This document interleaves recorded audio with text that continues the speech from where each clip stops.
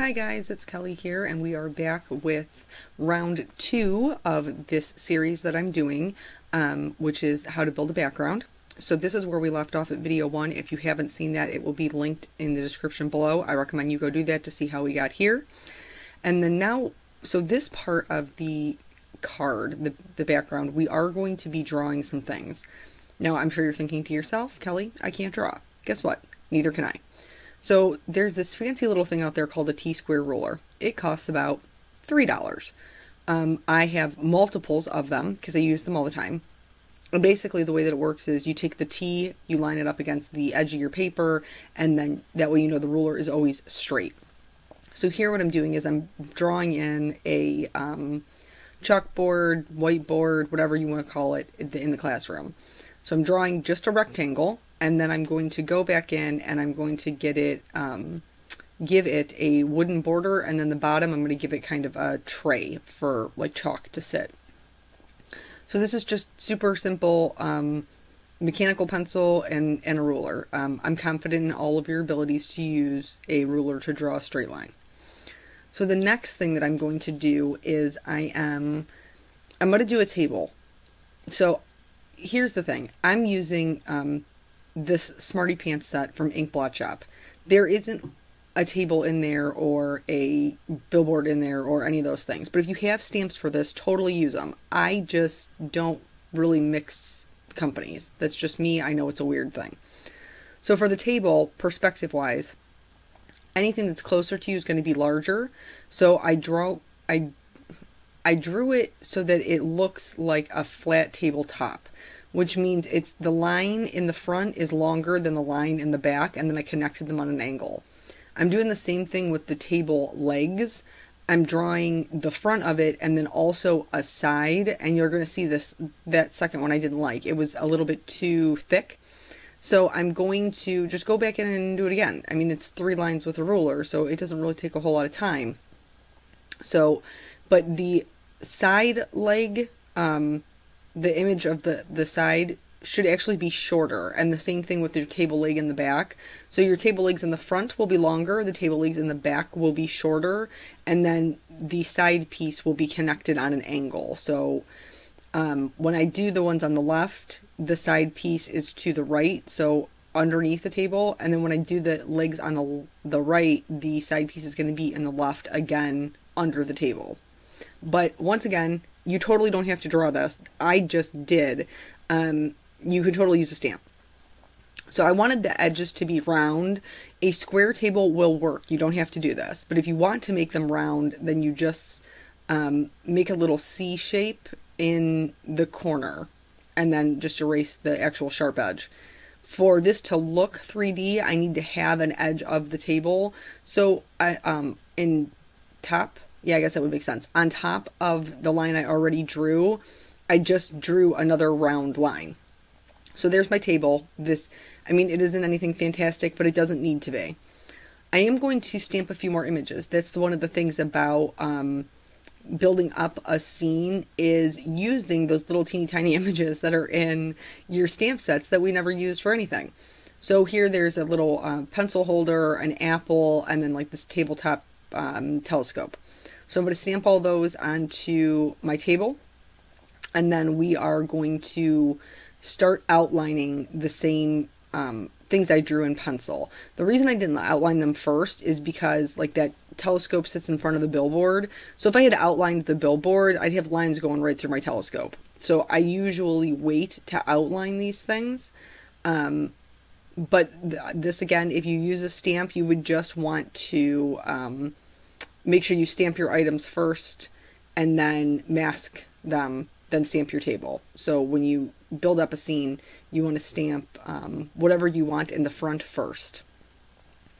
So then I'm just doing the same thing that you just watched me do. Make sure you erase any of your pencil lines, because Copics are alcohol markers. They are permanent. If you put them over pencil, it's never coming back up. Never, never, never. So now we're going to get into the Copic coloring. We have like the base. And for the third time now, totally achievable with stamps. You don't need to do what I did. But this is how I got there. I picked out the same browns that I used for the girl's hair So when you have a lot going on, it's nice to have minimal colors. Not to mention, my desk gets pretty crowded because I never clean it off. I'm so lazy. It gets pretty crowded with markers, so I try to keep them to a minimum if I can. Where two things join, they're always darker, so you'll see me adding shading to the corners and then up from the chalk tray. I'm going to add a little bit of shading. And I guess there probably isn't a right or wrong way to do it. Like I said in the last video, I'm not coloring as if there is a light source. Though when I do add highlights or anything, I kind of default to a light source being in the top right-hand corner. But it's not anything that I'm married to at this point. I'm going to use those same browns to do my tabletop. I'm going to fill in the whole thing with my lightest color, which is an E53. And this is just to give me a good base. Copics blend inside your paper. So when they're really saturated, they start to blend in the actual pulp of your paper. So if you can give it a once over, it's a good idea to do it. The inside legs, that edge is already going to be darker, and the same thing with the edge on the table. It's going to be darker than the things that are front facing. For the texture on the table, I didn't go crazy with it like drawing wood grain or anything. I just did a couple of sweeps of color just to give it some texture. I'm going to switch over to the E57 now, and then I'm again adding that shading up underneath the legs, and then also to the back side view. When I add the shading on top of the table, I'm not going to bring it all the way up to the edge, because that edge that's at the very front is darker. I want the top portion of it to be lighter so they don't get like muddy and you can't tell the difference. I'm only going to use the E59 for the shading on the side of the legs and then also under this table edge, because I wanted it to fall kind of into the background. I did fill in basically the little side legs with the E57. For the ones in the back, I'm completely filling in the part that faces front with the E55, because darker things tend to fall into the background. By making them just one shade darker and leaving that E53 on the front instead of on all of them in the back, they're going to kind of like push it to the background. So once I was happy with the way that looked, I'm going back to my gray markers to do this tray. Now, I started just filling the whole thing in with C1, and I forgot that I wanted to leave some chalk there.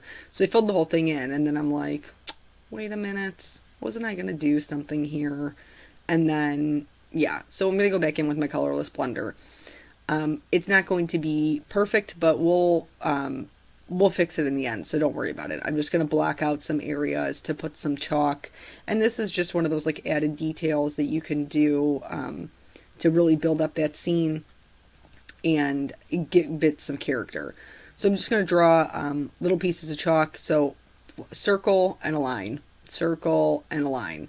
One of them I didn't even do the circle. The one in the middle there, I just did two lines as if it was exactly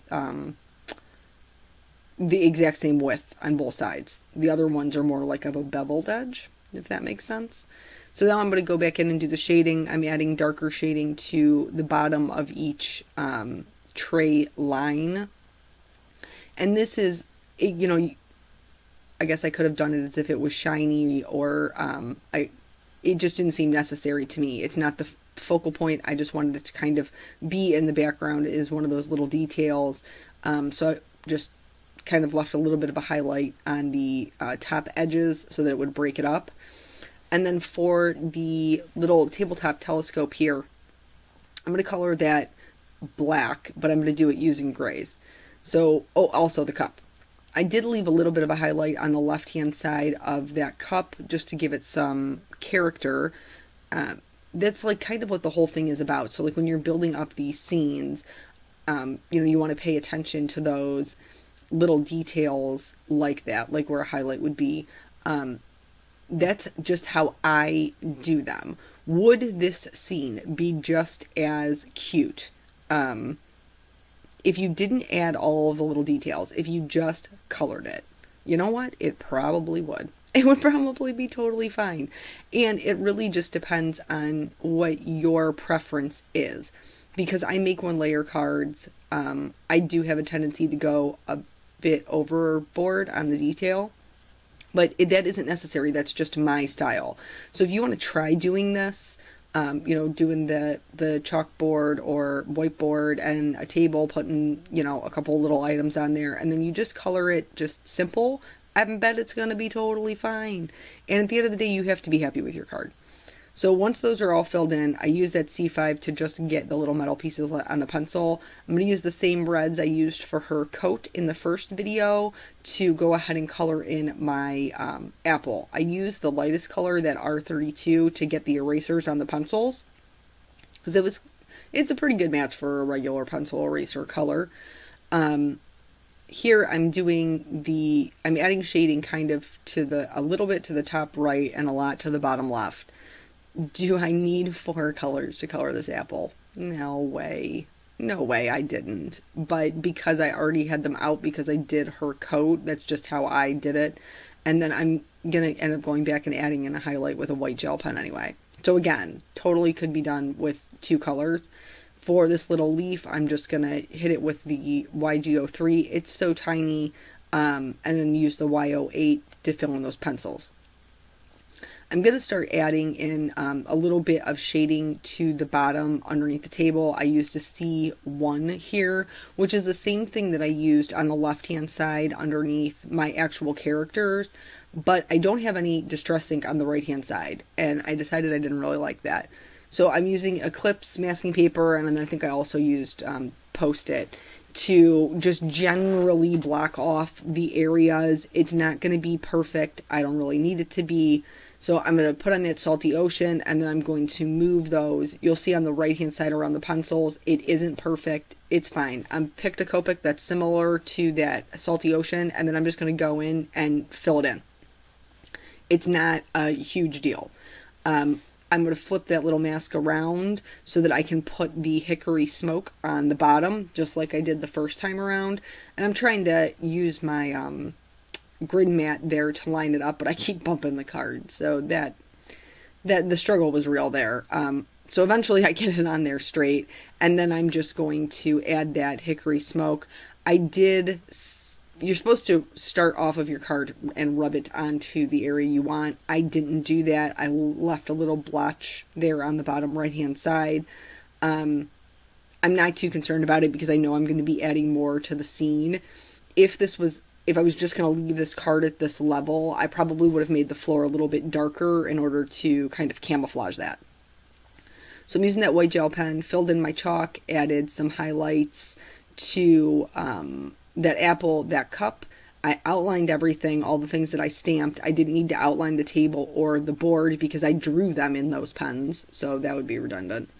And then I'm just going to add in a few more shadows with that C3 blended out with the C1.